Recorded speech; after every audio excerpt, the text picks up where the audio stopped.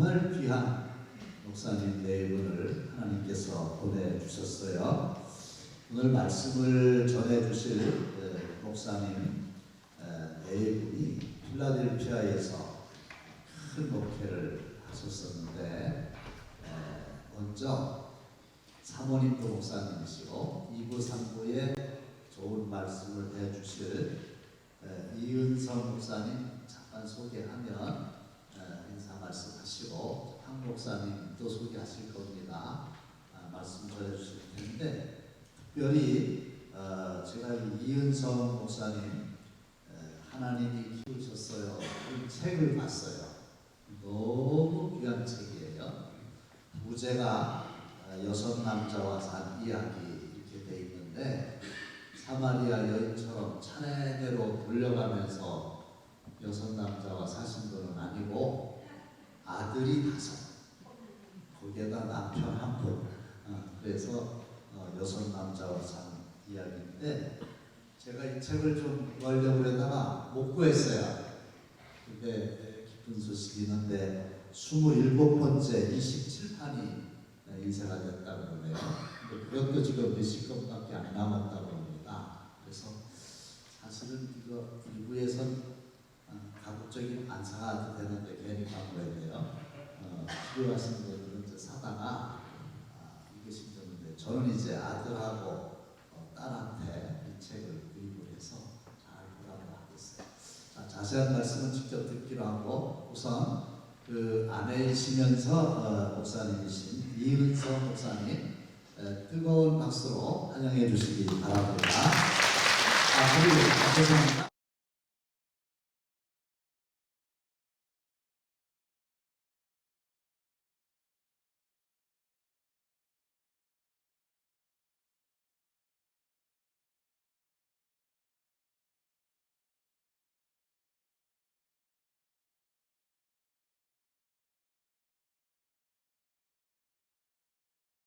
여러분들을 뵙습니다.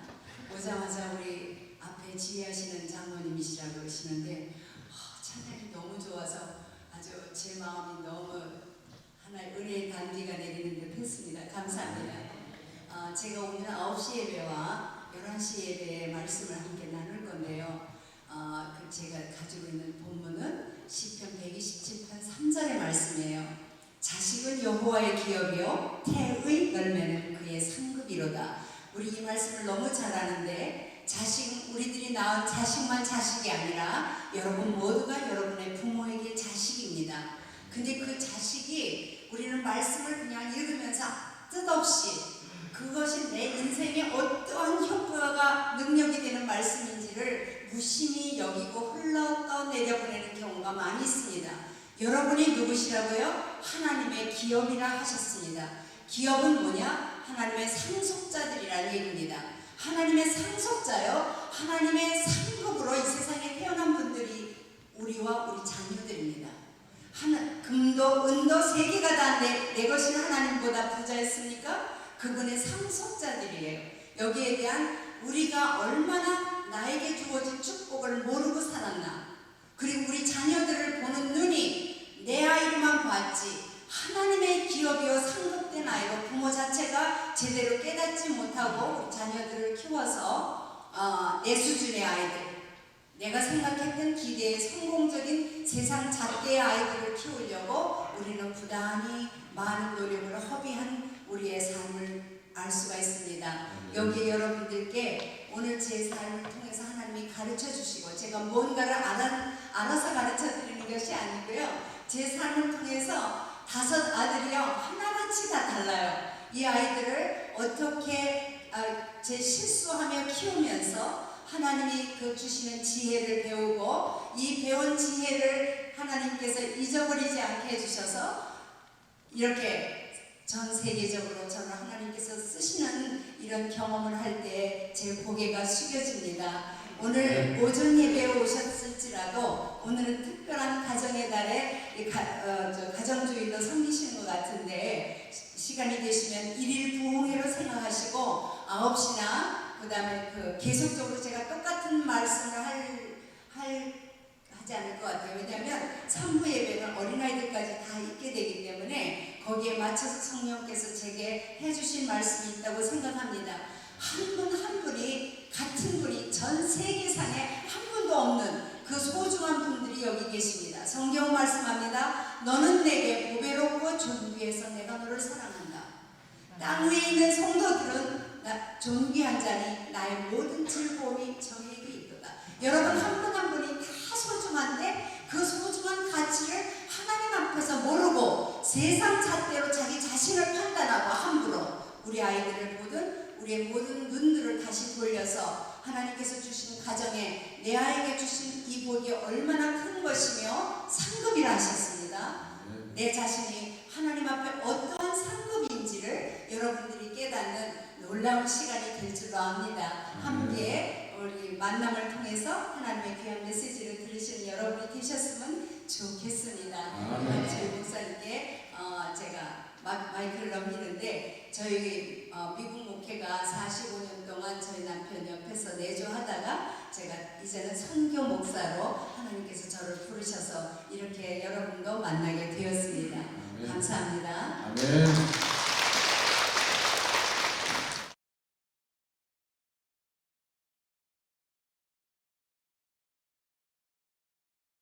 정도 당진이 세상에 태어나서 처음으로 방문하는 곳입니다.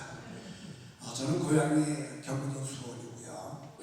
아까 찬송 가운데서 주의 친절한 발을 미세 이 찬송을 부르셨는데 이 찬송은 제가 잊을 수 없는 영원한 저의 찬송입니다. 그 이유는 중학교 3학년 때 예수 믿지 않고 있다가 제 친구 지금 국회의장을 하고 있는 김진표 의장이 저희 중학교 동부장인데 한 번은 저희 반에 들어와서 새로운 클럽이 생겼는데 거기 나가면 여학생들이 많다고 꼬시는 바람에 그래서 처음에 간 자리가 김장한 목사님이 하시는 성경 공부반이었어요. 거기 가서 제가 처음으로 하나님의 말씀을 듣고 요한복음 3장 16절의 말씀을 듣고 거기서 예수를 믿게 됐는데 그때에 하필이면 공교롭게도 임원을 뽑는다고 해요. 그래서 중학교 학생들 전체가 모여서 거기서 임원을 뽑는데 다 뽑다가 음악부장을 뽑는데 음악부장은 친구들이 자꾸 나를 뛰면서 처음 간 사람을 음악부장이라고 세우는데 그 후보자들이 나와서 찬송을 부르면 지휘를 해야 된대요. 그래서 각 학교에서 나와서 찬송 지휘를 했는데 주의 친절한 발향에서 찬송을 부르면서 그때 제가 어떻게 사박자 지휘를 알아가지고 사박자 지휘를 제일 잘한다고 해서 제가 음악부장이 됐습니다. 그 음악부장이 돼가지고 그 다음에 노래도 잘 못 부르는 사람이 고등학교 때 음악 계속해서 하다가 나중에 전도사 생활할 때 수원중앙지교회에 1970년 초반에 처음으로 음악 전도사라는 칭호도 제가 받았어요. 지휘도 하면서. 그래서 제가 찬송을 들 때마다 하나님의 은혜를 깨닫고 교회를 어떠한 이유든지 간에 이 모양이든 저 모양이든지 어떤 동기를 통해서든지 이렇게 교회만 나오면 하나님의 말씀을 듣게 들을 수 있는 기회만 되어지게 되면 주의 성령이 감동하셔서 택한 자는 반드시 부르신다. 이런 확신이 있습니다. 여러분 만나서 반갑습니다. 저는 1975년도에 미국에 유학을 가서 원래는 총회신학교에 합동지휘는 총회신학대학원에서 공부하다가 유학을 가고 거기서 박사 공부를 마치고 대한민국에 다시 돌아와서 신학교에서 강의를 하려는 비전을 가지고 갔다가 그때 당시만 해도 한 사람이라도 해외에 나가는 것이 애국의 일이다 해서 미국에 주저앉은 것이 현재까지 48년 동안 미국 필라델피아에서 살고 있습니다. 오늘 이렇게 당진강교회 거의 100여 년 되어주는 이 역사적인 교회에 와서 여러분들을 만나 뵙고 하나님의 말씀을 교제하게 된 것이 결코 우연이 아니라고 생각합니다. 오늘 짧은 시간이지만 시편 18편 29절에 있는 말씀을 중심해서 몇 가지 말씀을 드리고자 합니다.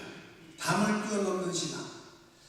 유진 피터슨이라고 하는 유명한 캐나다의 레전드 신학교의 신학교수는 이 말씀이야말로 다윗 왕의 무덤 앞에 묘비에다가 세울 말씀이 있다면 시편 18편 29절의 말씀이 가장 특별한 성경이다 이렇게 말씀을 합니다. 다윗의 인생은 한마디로 말하면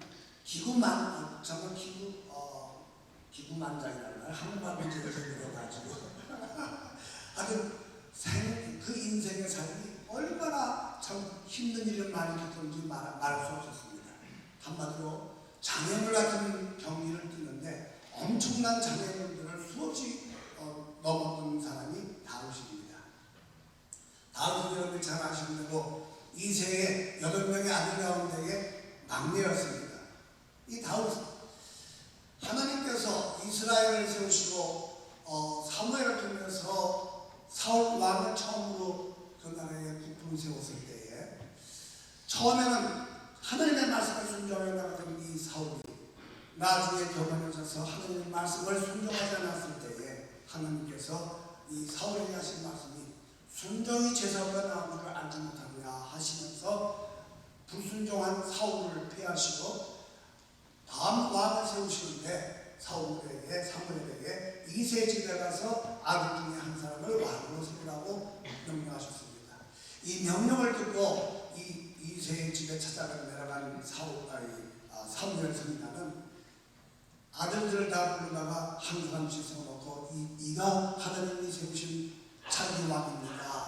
그렇게 물었습니다. 장자 엘리야가 지나고 두 번째 아비나답이 지나고 계속해서 형제들이 지나는데 하나님께서 말씀하시기를 사무엘에게 사람은 외모를 보지만 나 여호와는 중심을 본다. 그러면서 신장도 거대하고 잘생기고 왕감 같은 엘리야 아비나답 삼만을 전체를 다 제끼시더니 7년이 지나도록 한 사람도 허락지 않으세요. 그러니까 사무엘이 이세에게 말하기를 이들이 전부 다 너희 아들들 이제 다 끝난 거냐? 그랬더니 그때 하시는 말씀이 사무엘에게 이세가 말합니다. 막내가 있는데 제 밖에서 양을 돌보고 있습니다. 사무엘이 말하기를 그 아들이 오기 전까지는 내가 절대로 음식을 먹지 않겠다. 그렇게 말하면서 기다립니다. 양을 치던 목자 다윗이 등장합니다. 그때에 하나님께서 이 사무엘에게 이가 기다. 사무엘이 이 막내인 아들 다윗에게 기름을 부어서 사울의 뒤를 잇는 왕이 되게 했습니다. 이 다윗의 인생을 보게 되면요, 저는 아들만 5입니다. 이민교회에서 목회하기가 얼마나 좀 어려운지, 여기도 어렵지만 이민교회는 더 어렵습니다. 우선 인구가 적으니까요. 어떻게 하면 전도를 많이 할 수 있겠는가? 제가 이민교회 40년 동안 목회하면서 터득하면서 뭐니 해도 자신봉사를 많이 짓는 것이 교회 부흥의 비결이다. 할렐루야! 여러분들도 자신을 많이 낳으시기 바랍니다. 교회가 부흥하려면 첫 번째 자신을 많이 낳아야 되는데 한국은 지금 인구가 점점 줄어들어가지고 얼마나 이 한국 교회가 부흥할 수 있는지, 대한민국이 얼마나 이제 부강한 나라로 성장할 수 있는지는 앞으로 인구 증가 여부에 달린다고 말해도 과언이 아닙니다.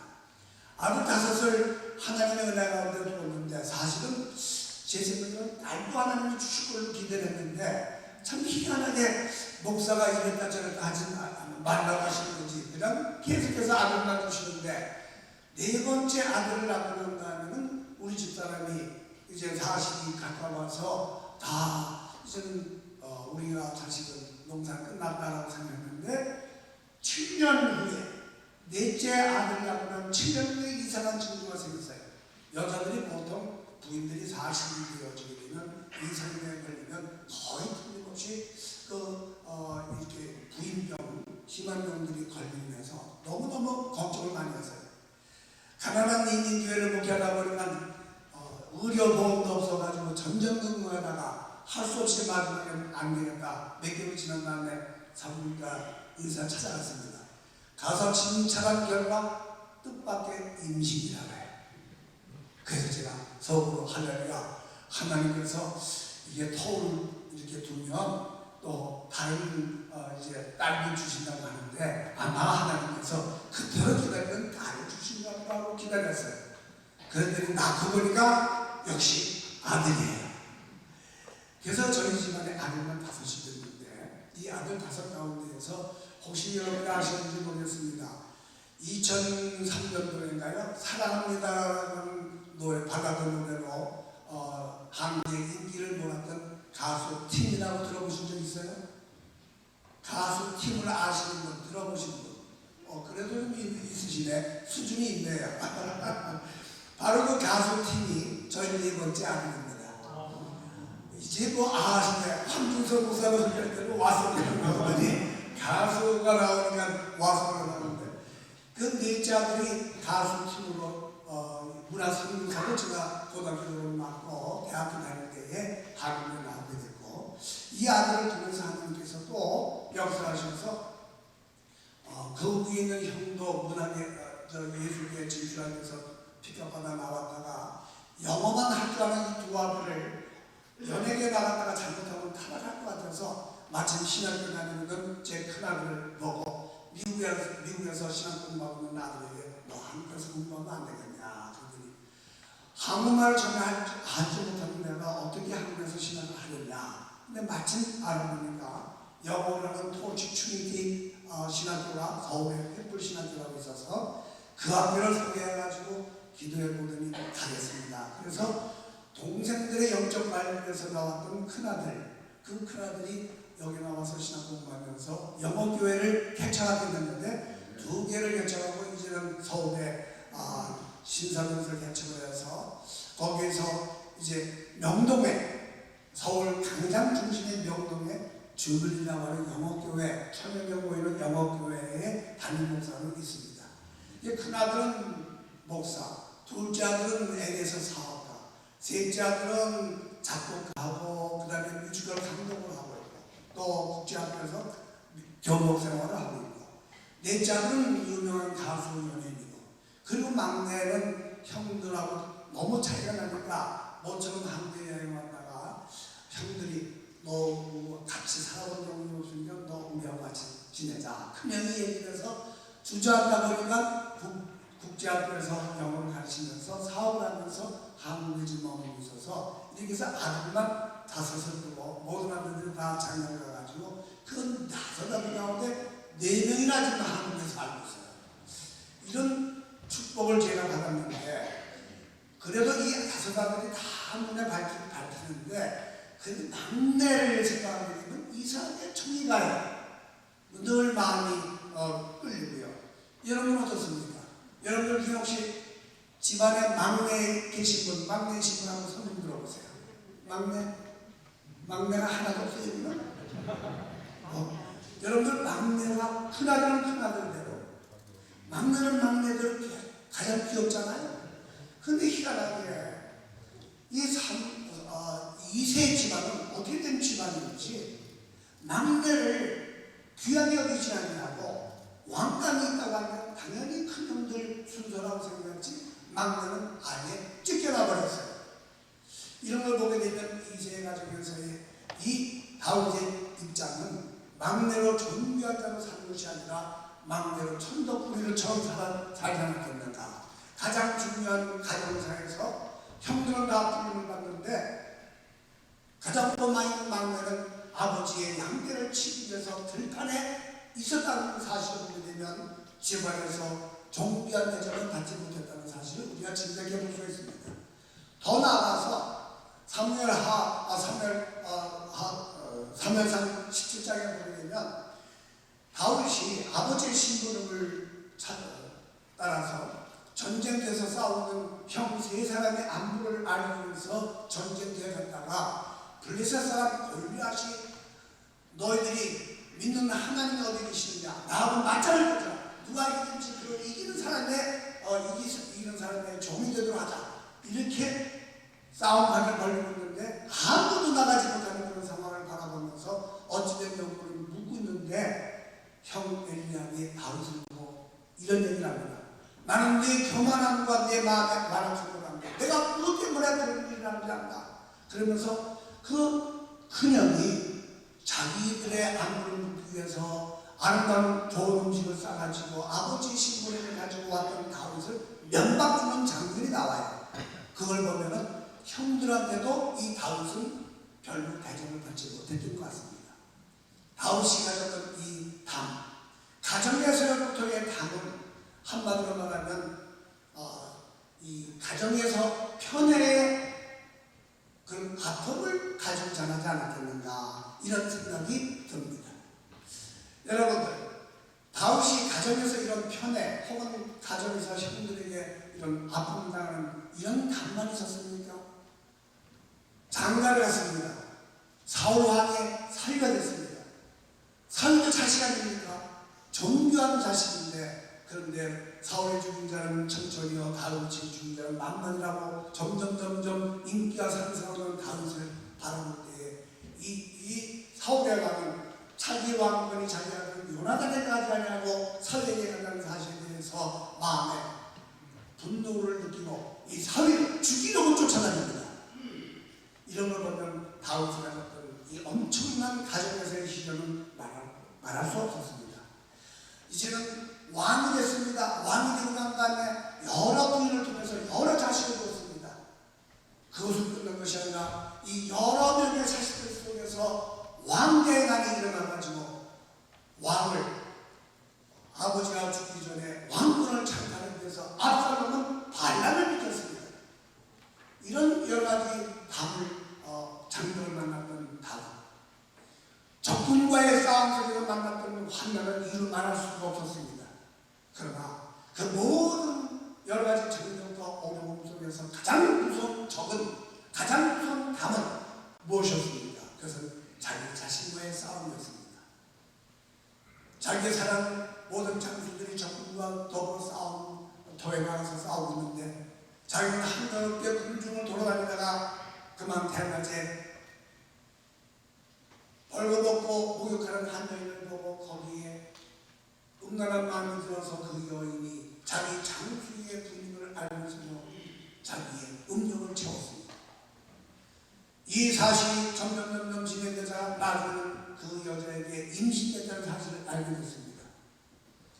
나중에 이것이 사실이 폭로될 것을 두려워해서 다윗 왕은 전쟁에서 싸우는 그 장수를 특별휴가를 줘서 불러드립니다.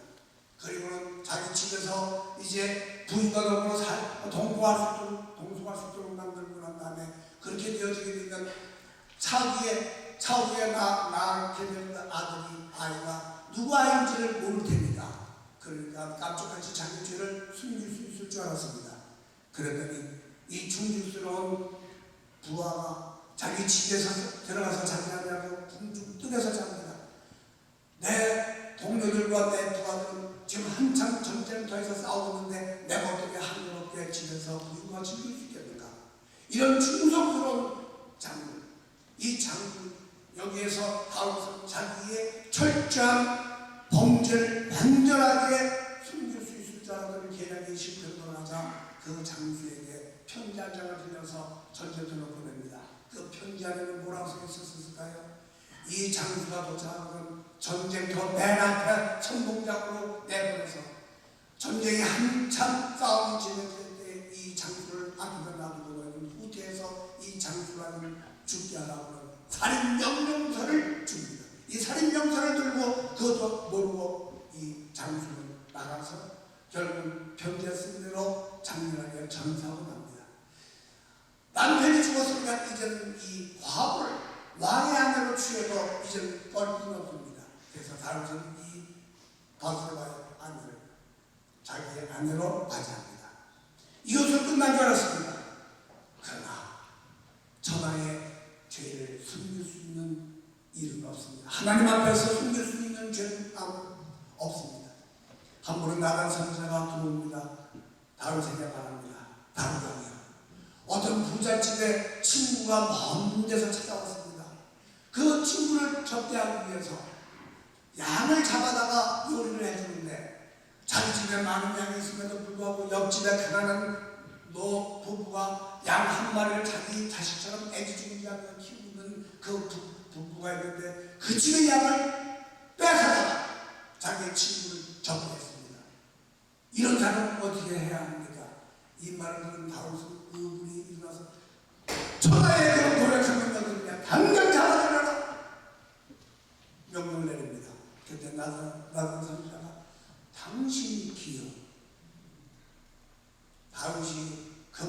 그랬을 때 여러분 같았으면 어떻게 했겠습니까? 나 같았으면 저는 당장 잡아다가 처치하고 했었을 겁니다. 그런데 다윗은 그 자리에 주인 앉아서 하나님 앞에 내가 죽여졌습니다. 눈물을 흘리며 회개하는 이 회개를 얼마나 철저했든지 아버지 하나님 나에게 정한 마음을 창조하셔서 주여 나를 용서해 주옵소서 내가 죄악 중에 출생했습니다. 눈물로 회개하면서 찬양하면서 쓰는 시가 시편에 4편이나 기록되어 있습니다.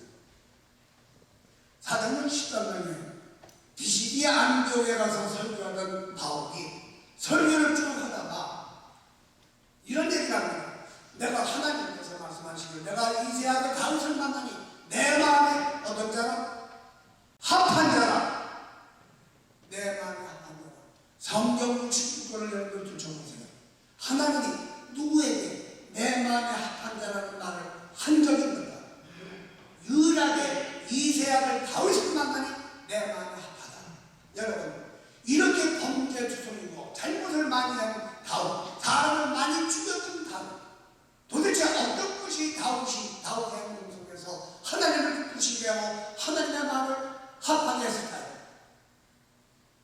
저는 믿기를 오늘 이 나단산 기자가 당신이 기억 범죄했던 그 사실을 직접적으로 그에게 지적했을 때에 두 말 하지 아니하고 한 말로 그 자리에 주저앉아서 내가 됩니다. 내가 잘못했습니다. 하나님 용서해 주세요.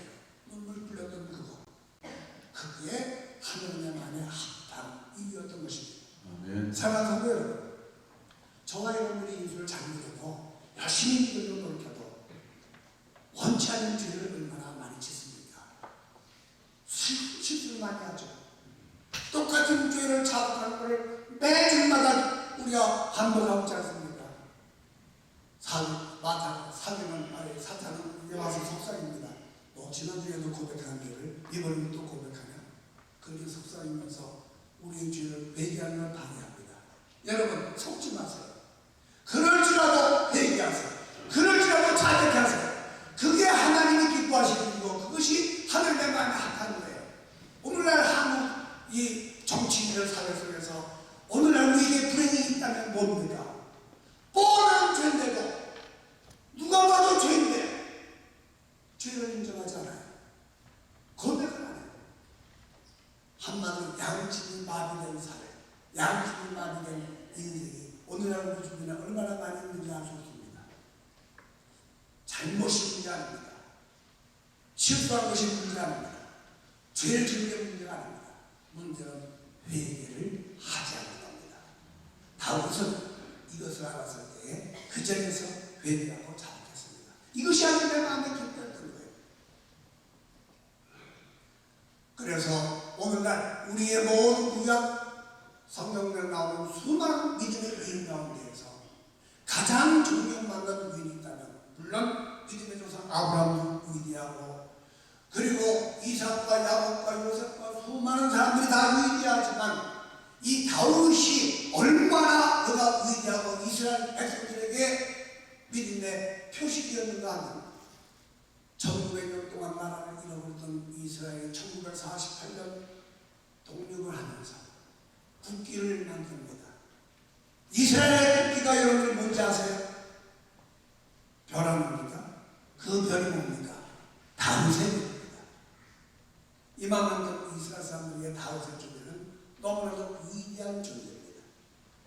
다윗의 신앙으로 그 수많은 여러 가지 답을 뛰어넘어서 오늘 시편 말씀대로 내가 적군을 향해 달릴 때에 내가 하나님을 의뢰하고 답을 뛰어넘어가이다. 한마디로 이 다윗의 인생의 삶은 어떤 어려움을 만났을지라도 답을 뛰어넘을 자는 무엇을 의뢰하고 하나님을 의뢰하고 시편 18편 1절 나의 힘이 되신 여호와여 내가 주를 사랑하나이다. 하나님을 사랑하는 믿음, 이 믿음을 가지고 다윗은 나라를 세웠고 나라를 두루하게 만들었고 이스라엘의 역사 속에 빛나는 그런 찬란한 위대함을 만들었습니다. 대한민국 1945년도에 해방된 나라 1948년 8월 15일 희한하게도 이스라엘이 나라를 세운 1948년도에 우리나라도 대한민국이라는 나라가 세워졌습니다. 대한민국은 한마디로 말하면 대한민국이라는 거대한 하나의 가정입니다. 이 가정은 시작할 때에 건국 대통령 이승만의 신앙 가운데서 1899년도에 한성 감옥에 갇혔던 이승만이 1899년 한성 감옥에서 죽을 만한 형벌과 고문을 당하는 가운데서 배제학당에서 선교사들이 체크 시간마다 하나님 앞에 기도하는 응답해 주신다는 그 말을 들으면서 예수 믿으라고 그렇게 수많은 사람들이 건면해도 나는 불교 신자니까 어머니가 불교 믿으시는데 내가 어떻게 어머니의 불교를 버리고 아버지가 불교하는 유학을 내가 버리고 어떻게 내가 세례를 받아들이냐. 거기다 이승만이 1899년 한성감옥에서 모진 매를 맞고 감옥 속에 고통받는 가운데에서 선교사가 한 말이 생각이 나서 칼을 천 채 하나님 내 영혼을 구원해 주세요. 내 민족을 구원해 주세요. 짧은 두 마디의 기도를 드렸더니 갑자기 밝은 빛이 자기 마음속에 환히 비치면서 마음의 평안이 찾아드는데 그동안 선교사들이 모두가 다 우리나라를 강점하고 온 침략자들이라고 미워했는데 그분들이 우리나라를 위해서 왔구나, 고마운 분들이구나 하는 마음으로 바뀌면서 그때부터 예수를 믿기 시작해서 성경책 읽기 시작합니다.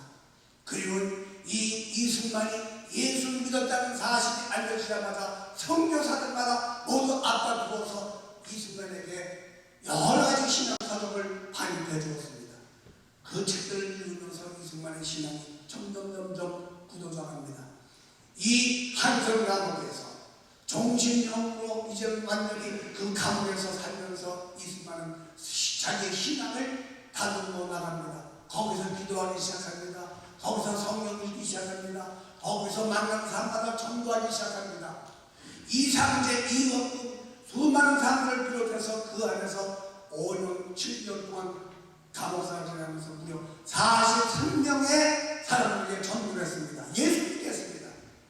이 사실이 만약에 그대로 알려진다고 하게 되면 조선 기독교 역사상 최초의 전도왕 이승만 이름이 나와야 할 텐데 지금까지 그런 말을 하지 않습니다. 그뿐만 아닙니다. 코로나가 많으면서 사람들이 죽어갑니다. 그때 예수의 사랑의 마음 가지고 자기도 풀려나로 말미암아 죽을 수밖에 없는 상황 속에서 이승만은 그들에게 봉사하면서 그 죽어가는 사람들을 돌보기 시작합니다. 어린아이들을 그곳에서 가르칩니다. 그러다 보니까 그 한성 감옥이 이 감옥이 아니라 복당이라고 하는 복을 받는 곳이라고 하는 별명을 얻게 됩니다. 5년 7개월 동안 이승만이 거기에서 감옥 생활하면서 열심히 예수 믿다가 그 다음에 영어 사전을 편찬하기 시작합니다. 그런데 1904년도에 러시아와 일본이 전쟁에 붙었다는 소식을 듣게 됩니다. 그 순간 영어 사전을 편찬하는 것을 지켜버리고 그때의 책을 씁니다. 감옥에서 쓴 첫 번째 이승만의 책 독립정신입니다. 독립정신이라는 책을 쓰면서 그 속에서 쭉 조선의 문제적인 모습을 쭉 이야기하고 난 다음에 맨 마지막 부분에서 이 조선 썩어진 곤봉나무에서 새싹이 달려가게 되면 새로운 종교 기독교로 사람들의 마음이 교화되어야만 된다고 하는 기독교 입문론을 거기다가 적었습니다. 저는 그 책을 읽다가 맨 마지막 그 책의 종말에 써있는 문구를 보고 눈물을 흘렸습니다. 맨 마지막에 책을 다 정리하면서 쓴 마지막 구절이 뭔지 아십니까? 이후 천국에서 만납시다. 이것이 마지막 말이었습니다. 이승만은 살아나갈 줄 몰랐습니다. 그러나 조선 사람들에게 어떻게 해야 이 나라가 선진국가처럼 발전하고 잘 살 수 있는 나라가 될 수 있겠는가? 우리도 이 선교사들에게 보내고 잘 살 수 있는 나라가 될 수 있는가? 거의 예수를 믿는 나라가 되야 된다. 이걸 주장했던 이승만. 고종 황제가 노일 전쟁으로 말미암아 일본이 장악을 하고 일본이 우리나라를 점령한 것을 염려한 나머지 그보다 일본보다 더 큰 나라의 도움을 이루어야겠다 해서 찾은 나라가 미국입니다. 종일 수교를 맺은 것을 기억하고 우리나라에서 영어 제일 잘하는 사람이 누구냐 찾아보니까 이승만 어디 있느냐 한성나무 그 당장 풀어줘라. 그래서 이승만을 추록시키는 날에 건강해진 이승만을 1904년 11월 달에 미국으로 밀서를 줘서 보냅니다. 루즈벨트 대통령을 만나서 우리나라를 도와달라고 하는 부탁을 드리기 위해서 이승만은 그 밀서를 가지고 돌아올 때에 선교사들마다 7, 8장의 추천서 써주는데 이 사람이 조선의 기독교에 큰 힘이 될 테니까 이 사람을 신학교마다 받아달라고 하는 추천서를 써줍니다. 이 추천서를 받아가지고 이승만이 미국에 도착해서 루즈벨트 대통령을 만납니다. 그러나 그때는 이미 카츠라 테스트 협약이 밀약이 성립되어 있는 그런 역사였기 때문에 미국은 필리핀을, 일본은 한국을 점령한다는 그런 무기를 서로 간에 했기 때문에 이 이승만의 외교 노력은 실패하더라고. 이승만은 거기에 남아서 조지 워싱턴 대학의 배제학교를 졸업한 그것을 크레딧을 받아가지고 3학년에 입학을 해서 2년 만에 조지 워싱턴 대학에서 학사를 받습니다. 하버드로 가서 석사를 공부를 합니다. 프린스턴에 가서 1910년에 PhD, 동양인 최초로 정치외교학 공부를 해서 박사가 됩니다. 학사부터 시작해서 박사까지 딸 때에 그 기간이 5년 6개월. 제가 신학교 공부해서 PhD를 하러 갔을 때 보통 그 당시에 석사학위를 받은 사람이 PhD를 받는 과정이 10년 걸렸습니다. 지금도 이공계는 2, 3년, 뭐 많아야 한 3, 4년이면 끝나지만 인문계에 신학교 공부하려면 적어도 5년 이상은 걸리는데 이승만은 불과 5년 또 터울 만에 학사, 하버드에서 석사, 그리고 프린스에서 PhD를 합니다. 1910년 PhD를 받은 이승만은 미국에 남아서 얼마든지 영주권도 받고 신문권자도 되고 학교에서 다닐 수 있는데도 불구하고 이상재 선생의 부심을 받고 한국 YMC, 황성 YMC에 학감으로 옵니다. 조선으로 돌아온 이승만은 전국 팔도를 두 번 돌면서 가는 곳마다 YMC를 결성했습니다. 그 YMC를 결성하면서 지도자를 양육하는 이 기독교의 세계, 기독교 교사가 왕성해지자 일본 경찰들이, 순경들이 이것을 염려한 나머지 사건을 조작합니다. 그 사건이 우리가 역사 속에서 아는 105인 사건입니다. 기독교인 지도자들 105명을 체포해서 일본 순사들이 전부 다 기독교를 박멸시키려고 합니다. 이것을 알았던 선교사들이 이승만을 빼돌려서 세계 감리교 평신도 대표 회의가 미국에서 열린 것을 기미로 해서 한국의 감리교 평신도 대표를 이승만을 뽑아가지고 미국으로 보냅니다. 이것이 1922년입니다. 그때부터 33년 동안 1945년까지 이승만은 망명 아닌 망명 미국에서 살면서 독립운동을 합니다. 철저히 1899년에 예수를 믿고 그때부터 세우고자 했던 기독교 나라를 세우기 위하여 독립운동을 했던 이승만, 1940년도에 대한민국이 해방을 하고 1945년에 귀국한 이승만은 오자마자 당면한 문제가 일본 사람들을 배척하고 일본 사람을 내쫓는 것이 문제가 아니라 조선에 돌아와 보니까 모든 사회가 사회 공산주의로 전부 다 물들어 있는 사실을 목도하게 됐습니다. 공산주의 하나님 없다고 하는 그런 무신론자입니다. 이것은 마음의 시장입니다. 이것을 알았던 이승만은 일본 사람들과의 관계가 문제가 아니라 공산주의부터 때려야 이거 잡아야겠다는 그 사실을 알게 됩니다. 그때부터 이승만은 자유민주 국가를 만들겠다는 소식을 가지고 대한민국 정부를 수립하기 위해서 애썼습니다. 미소 공동회의에서 통일정부를 세우기 위하여 노력을 했지만 38선을 가로막고 소련이 남한에서 유엔 대표단을 부탄으로 올라가지 못하도록 만들자 결국 1946년 6월 3일 전라북도 정부대에 이르러서 이승만이 유명한 연설합니다. 그 연설이 합니다. 63 평화선언. 남한만이라도 우리 자치정부를 만들어서 임시정부를 만들어서 통일을 대해야 된다. 이것을 발언해서 1946년 6월 3일에 정업선언을 하게 됩니다. 그것이 공개돼서 1948년도 5월달에 국회의원 선거를 하고 1948년 8월 15일에 대한민국 정부가 대한민국 정부가 수립되고 대한민국 대통령으로 취임할 때 이승만은 헌법 위에다가 손을 얹고 선서합니다. 그런데 이 대한민국 헌법 위에다가 책 한 권을 더 얹습니다. 그 위에 손을 얹고 선서합니다. 그 책이 뭔지 압니까? 그 책이 바로 이승만이 읽고 있었던 성경책입니다. 그 성경책을 위에다 올려놓고 대한민국 국민들 앞에서 하나님 앞과 국민 앞에서 선서했던 초대 대통령, 건국 대통령 이승만이 감리교회 장로님이라는 걸 여러분들 아십니까? 정동감리교회 명예 장로로 계셨던 이승만, 위대한 이 이승만은 하나님이 이 조선 땅을 하나님이 원하시는 아름다운 가정으로 만들기 위해서 하나님께서 이승만을 만나주시고 이승만은 예수를 만난 다음에 예수로 말미암아 이 나라가 잘 살 수 있다는 신념을 가지고 그 어려운 공산주의와 사회주의와 대결해서 자유민주 대한민국을 건설했던 것입니다.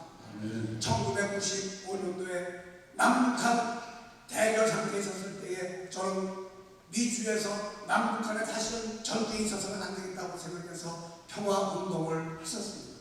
1995년도 처음으로 방북을 해서 18명의 이 대표단과 함께 평양을 방문했습니다. 거기 가보니까요, 그때도 1995년도에도 거리마다 플래카드가 써있는데 그 플래카드가 뭐라 써있는지 아세요? 타도하자 이승만 괴뢰전. 1995년도하고 이승만하고 무슨 관계가 있어요? 그런데 그때도 공산국가 이 북한은 타도하자 이승만 괴뢰전. 이승만 때문에 6.25 전쟁 때 다들밥에 쳤잖아요. 그러니까 이 공산국가 북한은 철철제 원수가 이승만이라. 그래서 지금도 이 북한은 좌파, 우리 이 남아있는 수많은 좌파들의 이 지식인들에게 이 사실을 가르쳐서 어떻게든지 이승만의 역사를 왜곡시키고 이승만을 죽이려고 그렇게 지금까지 애쓰고 있는 사실을 저는 목격했습니다.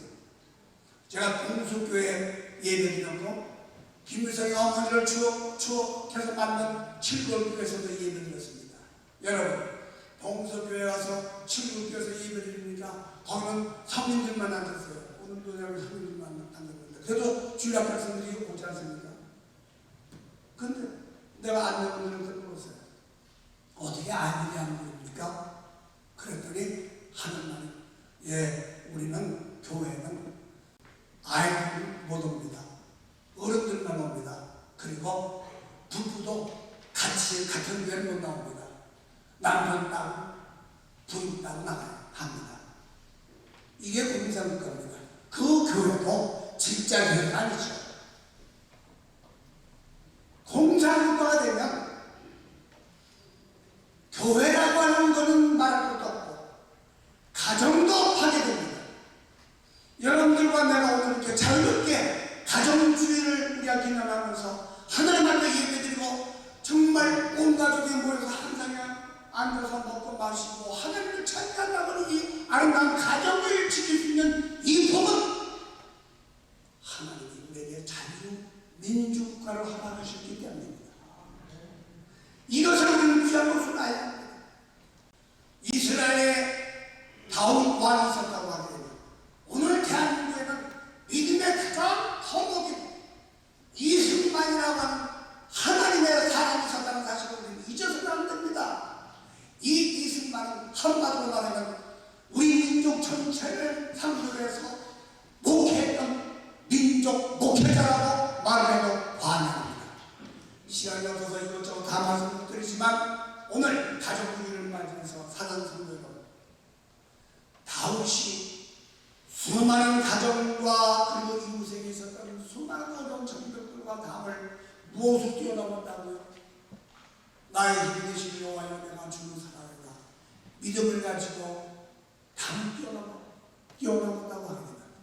이스라엘보다도 10배나 큰 대한민국, 이스라엘보다도 지역적으로 더 많은 국난을 겪어야 했던 대한민국, 이 대한민국을 세우고 하여 있었던 하나님의 종 이승만은 예수를 믿음으로 말미암아 이 나라의 가정을 보존하고 이 나라의 가정의 평안을 추구했고 이 나라의 가정의 힘을 통해서 세계의 자랑스러운 대한민국으로 발돋움시킬 수 있는 기반을 만들어줬다는 사실을 우리는 기억해서 하나님 앞에 정말 어떤 어려움이 있을지라도 탐을 만날지라도 내가 하나님을 의뢰하고 여호와를 의뢰하고 담을 띄워놓는 나이다. 여러분들 가정, 사업, 사회, 국가 여러분들이 처해져 있는 수많은 가지의 답이 얼마나 많습니까? 힘드시죠? 그러나 우리의 힘이 뭐라면 나의 힘이 되신 여호와여 내가 주를 사랑하나이다. 여러분들과 내가 주님을 사랑하는 마음 예수님이 나를 사랑해서 십자가에 못 박히셨다가 로마서 8장에서 사도 바울은 말합니다. 자기의 독생자 예수 그리스도를 위하여 아끼지 아니하고 주신 하나님께서 더 우리를 위해서 아낄 것이 무엇입니까? 자기의 위하여 독생자를 주는 하나님이 더 아낄 것이 뭐 있겠습니까?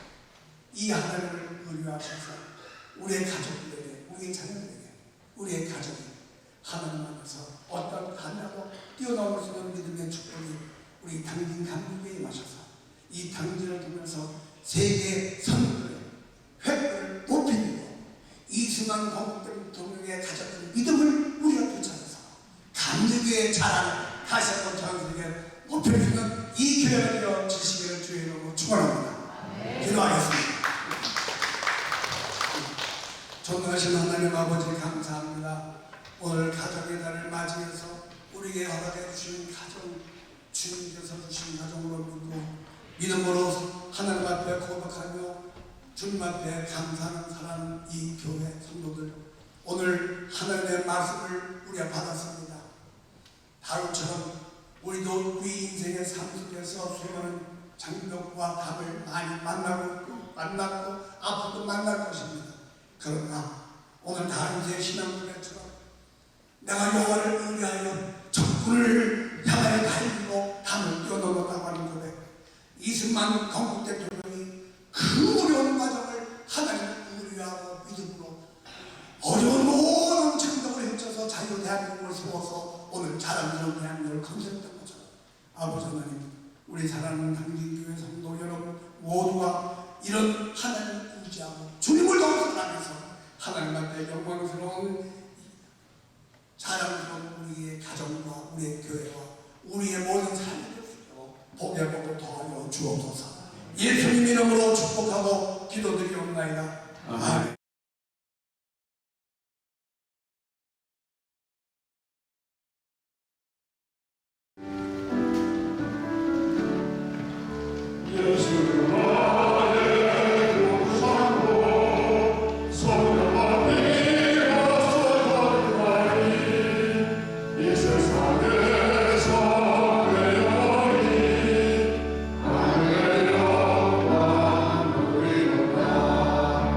이